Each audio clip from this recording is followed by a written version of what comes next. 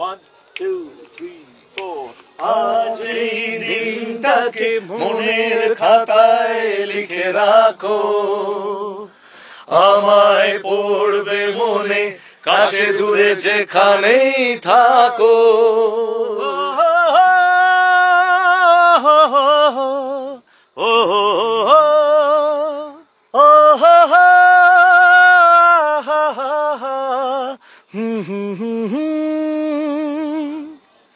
মানে এই পার্টিকুলার গানটা দিয়ে যে শুরু হলো আজকে আমাদের আড্ডা, সেটাতে আপনি বুঝতেই পারছেন যে সকল মানে যেহেতু সরস্বতী পুজো এবং সকলেই বেশ একটা রোমান্টিক মুডে আছে।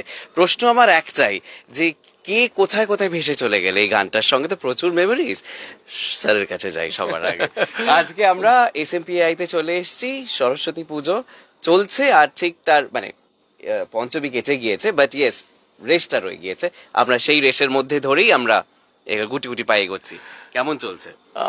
আমার কাছে এটা ভীষণ নস্টালজিক, কারণ এইটা SMPIর 31তম বছরের সরস্বতী পুজো এবং এই বিগত 31 বছর ধরে বিভিন্ন মানুষজন এসেছেন এই পুজোর দিনে।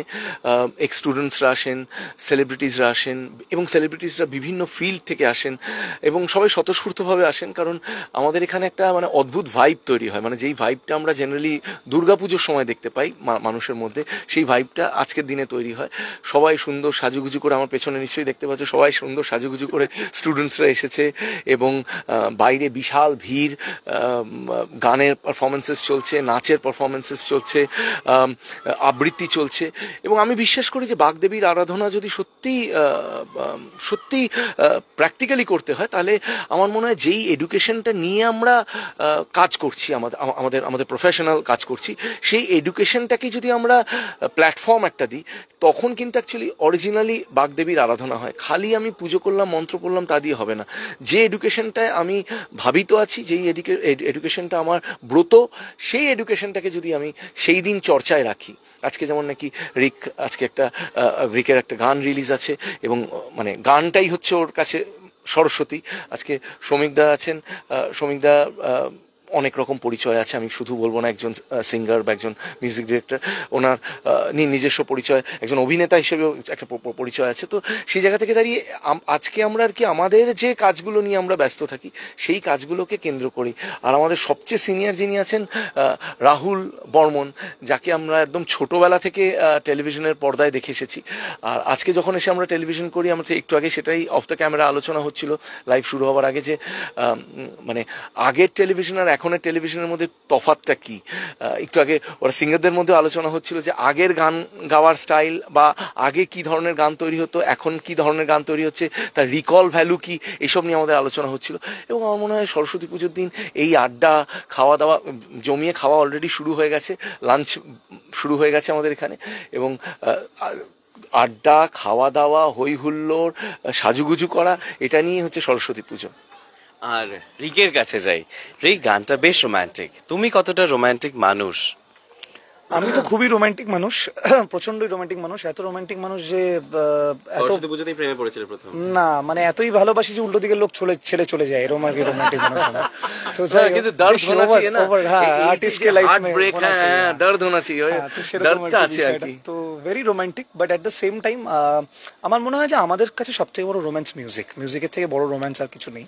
এবং সেইটা মা সরস্বতীর পুজোর সময় বা আগে পরে বা সারা বছরই, স্পেসিফিক্যালি এই পুজো অকেশনে আরো বেশি করে সেটা মনে হয় যে মা সরস্বতীর আশীর্বাদ, মা সরস্বতীর সাথে যদি সেই জায়গাটা, সেই বন্ডিংটা, সেই ভালোবাসাটা যদি না থাকতো, তাহলে মিউজিক করতে পারতাম না। সো মিউজিকই সব থেকে বড় রোমান্টিক জায়গা আমি বলবো এই পরিস্থিতি। এবং এই আজকে যে গানটা রিলিজ হবে আর কি, এই গানটা তো রোমান্টিক তো ঠিক আছে, but at the same time গানটার মধ্যে একটা অদ্ভুত প্যাশন আছে এবং একটা অন্যরকম স্টোরি লাইনের ভেতর থেকে গানটা আসছে, যেটা শ্রমিক স্যার এত ভালো। যেটা বললো, আমার তো বেসিক্যালি আমার প্রফেশন হচ্ছে মিউজিক, এর মধ্যে আমার ভালো লাগে অভিনয় করতে। তো আমি খানিকটা অভিনয়ের মধ্যে আছি, কারণ আমার বাড়ির পরিস্থিতি যা আর আমার পোশাকাতে সেটা কিন্তু একেবারেই অন্যরকম। সেটা রিভিল করছি না, পরে বলবো। কিন্তু যেটা হলো সকালবেলা, হ্যাঁ আমার বাড়িতে পুজো হয়েছে, সকালবেলা সেই পুজো অ্যাটেন্ড করেছি। আজকে খুব বেশি সময় ছিল না, 8 ঘন্টা রেয়াজ করেছি, কারণ ওটাই আমার মানে আজকে রেয়াজ তো মিস করা যাবে না। তো সরস্বতীকে ওটাই আমার সরস্বতী ঠাকুরকে বলা যে মা সুর দাও, আরো সুর দাও প্রফেশনালি। তো সেই আমার প্রথম আমি যে বিবাহিত বেরিয়েছিল 1999 সালে, in fact I have cross 25 years. তো আমি যেন চাই আরও সুস্থ থাকতে আর আরও ভালো ক্রিয়েট করতে পারে, যাতে এইরকম ট্যালেন্টেড সিঙ্গাররা যাতে আরও ভালো গাইতে পারে আমার গান, এটাই। রাহুল স্যার, প্রেম সরস্বতী পুজোর দিন করা হয়েছে, তাকানো হয়েছে প্রেমে, সেই প্রেমটা কতদিন লাস্ট করেছে? একটা ছোট্ট ঘটনা মনে পড়ে যাচ্ছে। হ্যাঁ, আজকের দিনে না শেয়ার করলেই নয়, এটা আমি কারোর সঙ্গে শেয়ার করি, not even with my wife. Rahul স্যারের কিন্তু অনেক মহিলা ফ্যান আছে এখানে, আমি এখানে এসে দেখলাম, এখানে। না, আসলে ফ্যানটা তো অন্য কথা, আর যেটা বলছে সেটা হচ্ছে প্রেমটা। সেই প্রেমের যে সংজ্ঞাটা, সেই সংজ্ঞাটা আমাদের একজন, আমি সেন্ট জেভিয়ার্স কলেজে পড়াকালীন, তখন আমাদের ল টিচার ছিলেন, হ্যাঁ সব সেন্ট জেভিয়ার্স জেভিয়ারিয়ান। তো ল টিচার আমাদেরকে বলতেন যে দেখ, তোদের তো কালকে সরস্বতী পুজো, সেই সরস্বতী পুজো উপলক্ষে তোরা কি করবি? আমরা তো চুপচাপ করে থাকতাম যে কি করব, আমি জানি না কি করবো এরকম। বলে দেখ পরিবেশ, এবং দীর্ঘদিন ধরে এসএমপি এসেছি এই কারণে যে এই বিশেষ মুহূর্ততে আমিও সাক্ষী হিসেবে থাকতে চাই এই লঞ্চে। প্রেম ছাড়া মানুষের জীবন মানে একবার অসম্পূর্ণ। প্রত্যেকটা মানুষের জীবনে প্রেম এসছে, কোনোটা টিকেছে, কোনোটা টেকেনি, that's apart from it, that's apart from. কারো বেশি এসছে, কারো কম এসছে, তোমার যেমন একটু বেশি। না না না, সেটা সৌমিকের সঙ্গে সহমত হিসাবে বলছি যে আমাকে মানে যখন আমি অভিনয় জীবনে প্রথম আসি, তখন দীপঙ্কর দে তিনি হাতটা দেখতে পারতেন খুব সুন্দর, এখনো দেখেন আর কি। দীপঙ্কর দে বললেন যে পরিষ্কার করে যে রাহুল তোর হাতটা দেখে, দেখে টেকে উনি বললেন যে বাবা তোর ভেনাস মাউন্টিং এখনো কি স্ট্রং। আমি বললাম এর মানে কি? বলে এর অনেক সুফল আছে, অনেক কুফল আছে, ভবিষ্যৎ জীবন সম্পর্কে জানতে পারবি যে এর সুফলটা কি আর কুফলটা কি। সেই জীবনে আমি এটাই বুঝতে পারলাম যে সত্যিকারের প্রেম তো এসেছে, এবং আলটিমেটলি যেটা প্রেম হিসেবে দাঁড়ায় সেটা হচ্ছে সহধর্মিণী। সুতরাং আমি এটাই আশা করব যে জীবনে প্রেমটাকে ছেড়ো না। আমি এটাই দর্শকদের বলবো, এটাই সকলকে বলবো, প্রেমটা করে যাও, প্রেমে থেকে যাও। আর বিশেষ করে এই সরস্বতী পুজোর দিনে যদি শুরু হয়, তাহলে যেন মনে হয় সরস্বতী দেবীর আশীর্বাদ সেই প্রেমের মধ্যে আছে। রাহুলদা চায় সারা বছর যেন সরস্বতী পুজো তাও এভরিডে যা বলছে তাই, তুমি এটাই চাইছো বলো? আমি চাইছি না,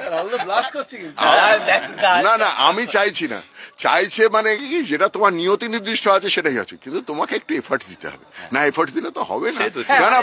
মানে সাহস করে ফোন নাম্বারটা চাইতে হবে, এটাই হচ্ছে মেন ব্যাপার। তুমি কজনের কাছে নাম্বার চেয়েছিলে সরস্বতী পুজোতে? কজনের দিকে তাকিয়েছিলে? না মানে ফার্স্ট হাফ একজন, সেকেন্ড হাফ একজন, এরকম বিষয় ছিল কি? না এরকম বিষয় খুব একটা এখন ছিল আছে না। ব্যাপারটা। না না এরকম কোনো ব্যাপার ছিল না, গাইতে পারে তাদের খুব ফ্যান। হ্যাঁ ওইটাই জাস্ট বলতে যাচ্ছিলাম যে ফোন নাম্বারটা দিয়েইছি, বেশি চাইনি খুব একটা।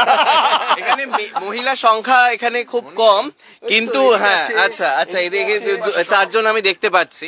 মানে কি মনে হচ্ছে যে প্রেমিক মানুষ কিছু মনে হচ্ছে? গান শুনেছ ওর? গান তো শুনেছি, ছোটবেলায় উনি এসেছিলেন আমার কনসার্টেও এসেছিলেন, আমি ছবি তুলেছিলাম ওনার সাথে। ফোন নাম্বার চেয়েছিলিস? না তখন আমি ছোট ছিলাম। তখনও ছোট ছিল, এখনো বড় হয়ে গেছে, আরো বুড়ো হয়ে গেছে, তাই তো? এরকম একটা বিষয়।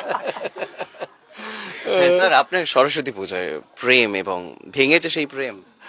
না মানে আমি বলি আমরা ওই একটু আগে রাহুলদা বলছিল সেন্ট জেভিয়ার্সে পড়া, ওই সেন্ট জেভিয়ার্সে পড়ার মানে কারণে যেহেতু কনভেন্ট স্কুল, সেখানে তো আমাদের সরস্বতী পুজো হতো না। তো তার জন্য মানে সরস্বতী পুজো যে মজাটা বা যে ফ্লেভারটা, সেটা কোনোদিনই আমরা ঠিক মানে এতে পাইনি, মানে স্কুলে পাইনি বা কলেজে পাইনি। কলেজেও সরস্বতী পুজো কোনোদিন দেখিনি, স্কুলেও দেখিনি। তো তাই জন্য মানে ক্রিশ্চিয়ান স্কুল হলে যেটা হয় আর কি, তো তার জন্য মানে সরস্বতী পুজোটা যে এত ইন্টারেস্টিং, সেটা কিন্তু আমি নিজে এই স্কুল খোলার পর এবং নিজে সরস্বতী পুজো মানে হোস্ট করার পর আমি রিয়েলাইজ করলাম যে সরস্বতী পুজোটা এত ইন্টারেস্টিং হতে পারে। আগে আমার কাছে আইডিয়া ছিল যে বাড়িতে সরস্বতী পুজো হয়, কলাপাতার উপরে সরস্বতী নম লিখতে হয় ওই দই দিয়ে, ওইটুকুই আমার কাছে সরস্বতী পুজোর মজা ছিল আর কি। কিন্তু আমার কেসটা হচ্ছে আমি যত বড় হয়েছি আর বুড়ো হয়েছি, মানে লাইক ওয়াইন আর কি, তত জিনিসটা আমার লাইফটা তত বেশি স্পাইসি হয়েছে আর কি। মানে ছোটবেলায় বরঞ্চ এখনো জার্নি শেষ হয়নি, হতেই পারে তোমার গার্লফ্রেন্ড এখনো জন্মায়নি, মাই গুডনেস ক্রেডেলে আছে এখন, এরকম হতে পারে, তাই না? কারণ আমার নায়িকা আমি বলেছিলাম, আমার নায়িকাকে বলেছিলাম যে আমি মিস্টার কলকাতা 1994 হয়েছি, তো বললো আমার জন্ম 2002 সালে হয়েছে। তো ঠিক আছে, school. You have to accept the truth. In fact এটা আরো ভালো বিষয়টা, তাই না? যে হ্যাঁ ব্যাটিং মানে কি সচিন লোড়ে ব্যাট করেই যাচ্ছে রিটায়ার করছে না। আচ্ছা, সরস্বতী পুজোর মানে টিপিক্যাল রোমান্টিক নাম্বার এক্স্যাক্টলি যদি গাইতে বলা হয় তাহলে কোন গানটা ভীষণ ভাবে মনে পড়ে? पहला नशा पहला खुमार नया प्यार है नया इंतजार कर लूं मैं, কথাগুলো ভুলে গেছি কি রে, इंतजार है मेरे बेकरार मेरे बेकरार तू ही बता, এটাই মনে পড়ে। বেশ, আমরা মানে প্রায় শেষের দিকে, সেটা হচ্ছে যে আজকে একটা মিউজিক লঞ্চ হতে চলেছে, সেই গানটা সম্পর্কে একটু জানবো, আর একটু গানটা যদি আমরা একটুখানি শুনতে পারি। গানটা একটা খুব প্যাশনেট একটা গান, এবং গানটার লিরিক্সটা দাদা এত সুন্দর লিখেছেন। প্রথম যখন আমি লিরিকটা পড়ি আর কি, লিরিকটা পড়েই আমার একটা মানে গা ছমছম একটা ব্যাপার হয় না, ওইরকম একটা জিনিস হয়েছিল। তো না ওরম না, বাট অ্যাকচুয়ালি আমাদের প্রত্যেক বছর একটা খুব বিশাল বড় ওপেরা কাইন্ড অফ, মানে আমি ওটাকে নাটক বলবো না, কাইন্ড অফ অ্যান ওপেরা, যেটাকে আমরা আমাদের গ্রুপটার নামই, যার জন্য গ্রুপটার নামই ক্রিয়েটিভ ব্যালে দেওয়া হয়েছে, মানে SMPA ক্রিয়েটিভ ব্যালে। সেখানে প্রত্যেক বছরই একটা হিউজ সাগা অন স্টেজ হয়। এই বছরটা এমন একটা গল্প নিয়ে আমরা ডিল করছি, উইচ ইজ লাইক আমাদের লাইফের মানে বিভিন্ন ক্রাইসিস নিয়ে এই গল্পটা আর কি। এবং বিভিন্ন বয়সে যে বিভিন্ন ক্রাইসিস হয়, এই প্রেমের যে ক্রাইসিস, এই বিভিন্ন বয়সে, ধরুন 16 বছরের ছেলেমেয়েরা যারা প্রেম করছে তাদের একরকমের ক্রাইসিস, যারা সাপোজ মেবি আজকাল সমকামিতা ভীষণ একটা বড় অ্যাড্রেসিং পয়েন্ট হয়ে দাঁড়িয়েছে, সেখানে মানুষ কিভাবে, সমকামীরা কিভাবে সমাজের দ্বারা কিভাবে ক্রাম্পেলড হয়ে যাচ্ছে এবং বাধ্য হচ্ছে বাবা মাকে বিশ্বাস করানোর জন্য বা বাবা মায়ের জন্য বিয়ে করতে, এবং তারপরে দেখা যাচ্ছে সে বিয়েটা সে মেনে নিতে পারছে না, ওয়ার্ক করছে না। তো সেইটা একটা সম্পর্ক, এম করে বিভিন্ন কাপলসদের নিয়ে গল্পটা, এবং বিভিন্ন বয়সী, মানে রিটায়ার করে গেছে একজন ভদ্রলোক ভদ্রমহিলা, তাদের নিজেদের মধ্যে ভালোবাসা। তো এই করে বিভিন্ন এজ গ্রুপের মধ্যে যে ভালোবাসার যে ক্রাইসিস, এটা কি নিয়ে গল্পটা, এবং সেটার উপরেই মানে বেস করে গানটা। তাই it's like a saga song আর কি। মানে এটা আমরা খুব বেশি অ্যালবামসে শুনতে পাই না, বা খুব বেশি মানে হয় না, মানে সিঙ্গেলস এগুলো শোনা যায় না, এগুলো মেইনলি ভেরি ফিল্মি আর কি। তো আমার মনে হয় তুমিই শোনা গানটা। হ্যাঁ, আমরা দুজনেই শোনাবো অ্যাকচুয়ালি। তো গেয়েছি তো আমি, বাট দাদা কম্পোজ করেছে, লিখেছে। দাদাকে রিকোয়েস্ট করবো একটু গাও আমার সাথে। চল তুই ধর। এক গল্প এক রতি, যা মিথ্যে হলেও সত্যি, এক গল্প এক রতি, যা মিথ্যে হলেও সত্যি।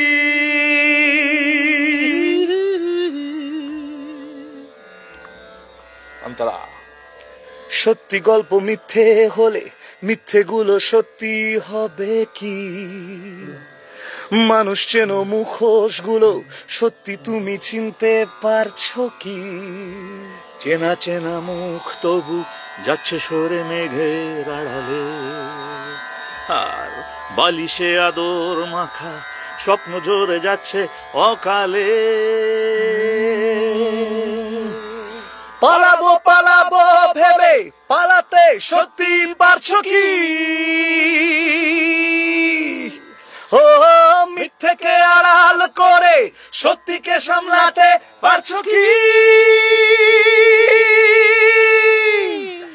এক গল্প এক রতি, যা মিথ্যে হলেও সত্যি।